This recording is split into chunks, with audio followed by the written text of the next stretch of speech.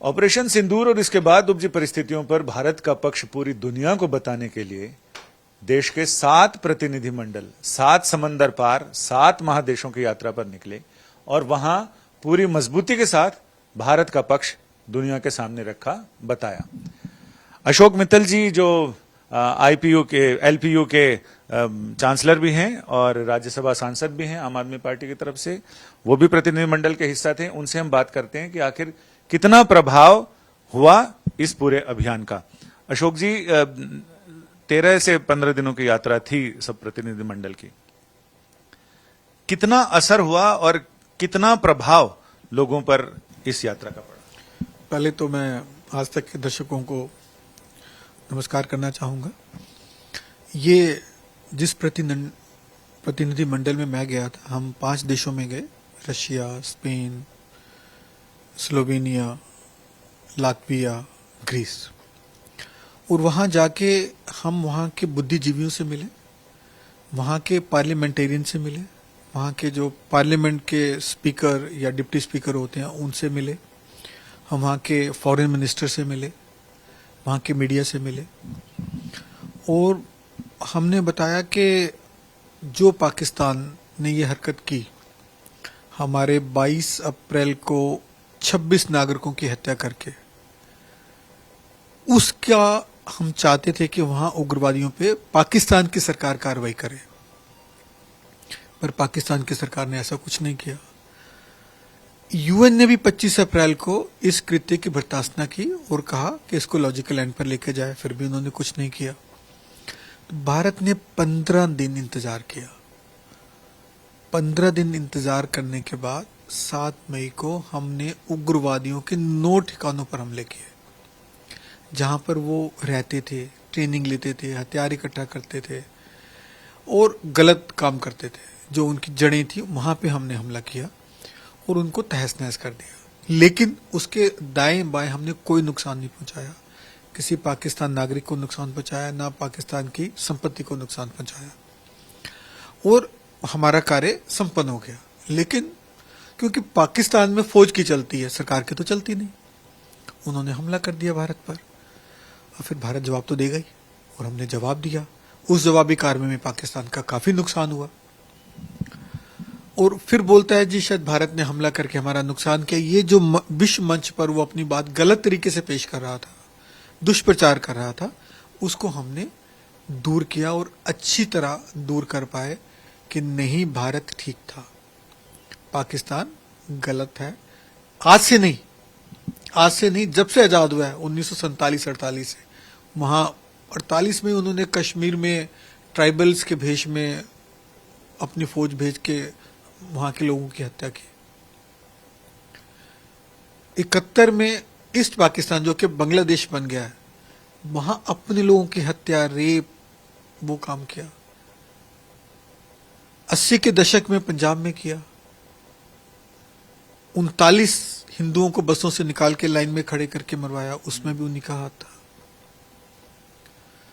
90 के दशक में कश्मीर में फिर हमले किए, उग्रवादियों को भेज भेज के वहां के लोगों को मरवाया।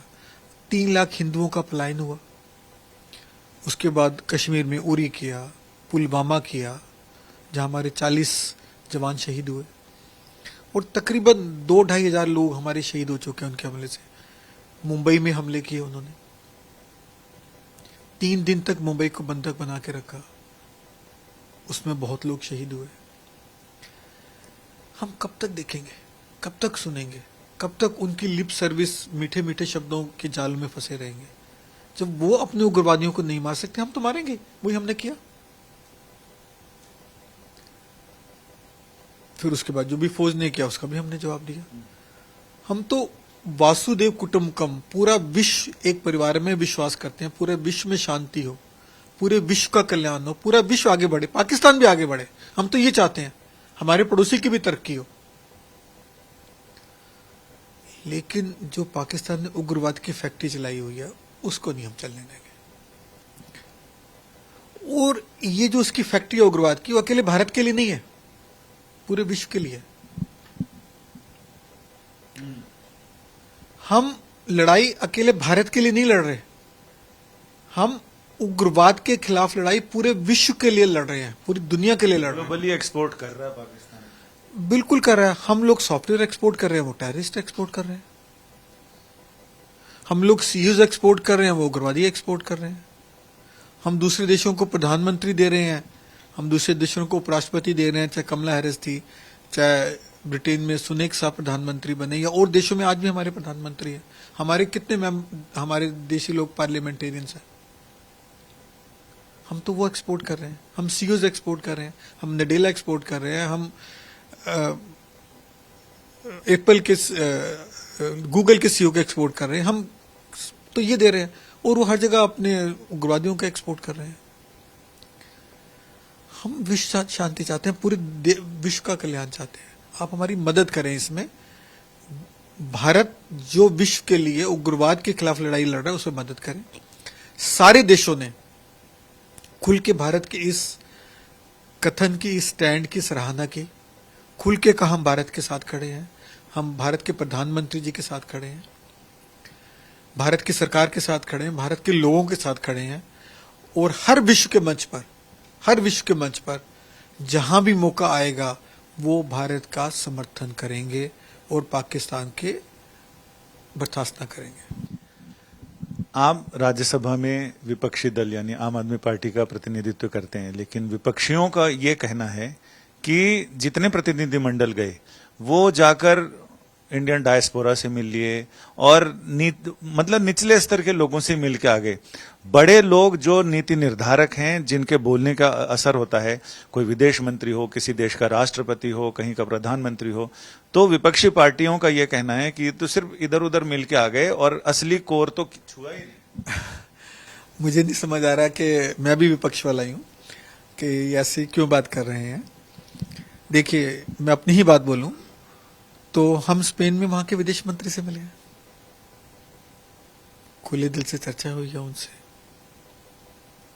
हम रशिया में जो थिंक टैंक है, जिसको कह रहे हैं कि ऐसे वैसे लोग हैं, थिंक टैंक के वहां प्रेसिडेंट कौन है?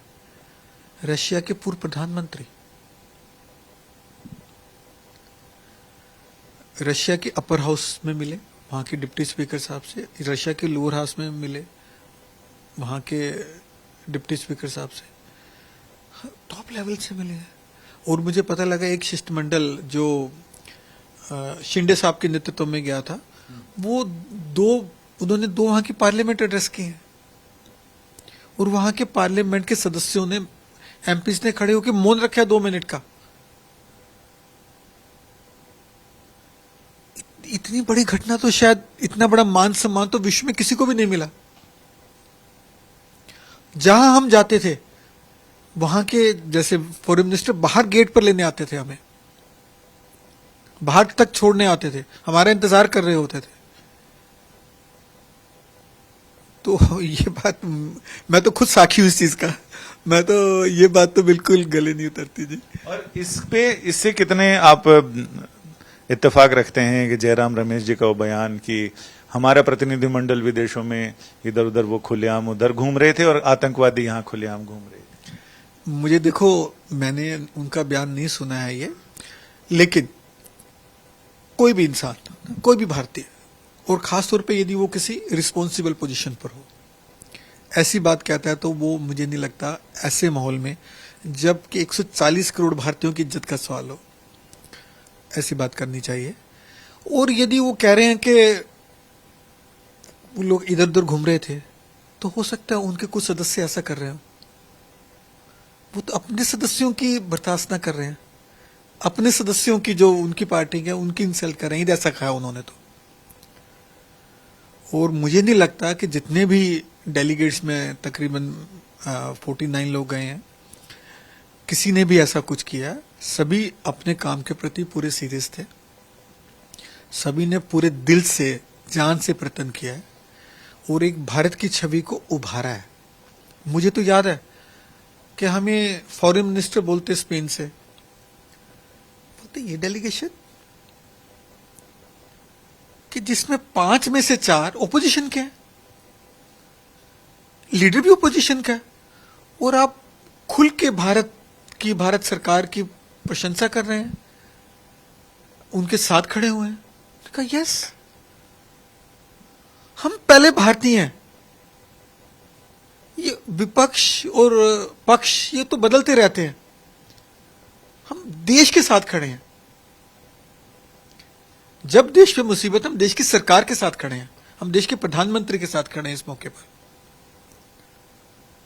बड़े हैरान थे सभी, बोलते हमारे यहां तो नहीं होता, पर भारत में तो ऐसा ही होता है। तो ये तो हमारी प्रशंसा हुई है पूरी दुनिया में कि पूरा देश, पूरा पक्ष, पूरा विपक्ष, पूरे समुदाय, चाहे वो हिंदू है चाहे वो मुस्लिम है, वो इस मौके पे भारत की 140 करोड़ जनता के साथ खड़ा हुआ था, भारत सरकार के साथ खड़ा हुआ था, भारत देश के साथ खड़ा हुआ था।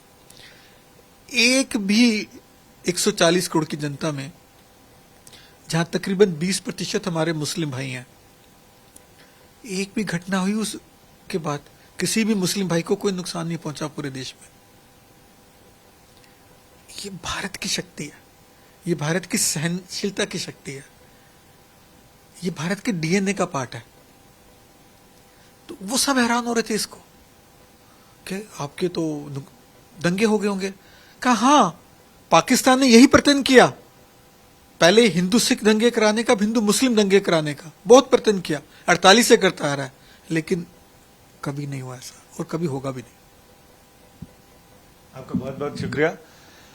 यानी किसी भी देश को, खास करके दुश्मनों को, सबक सभी सिखाया जा सकता है जब इस प्रतिनिधिमंडल की तरह ही, इन प्रतिनिधिमंडल की तरह ही सारा देश एकजुट रहे, एक भावना के साथ रहे, तभी न केवल आतंकवाद को बल्कि किसी भी दुश्मन को, चाहे वो पर्यावरण का मामला हो, आतंकवाद का मामला हो, मानवता के खिलाफ अपराध हो, उसको सबक सिखाया जा सकता है, और ऐसा सबक जो उसकी पीढ़ियां याद रखें।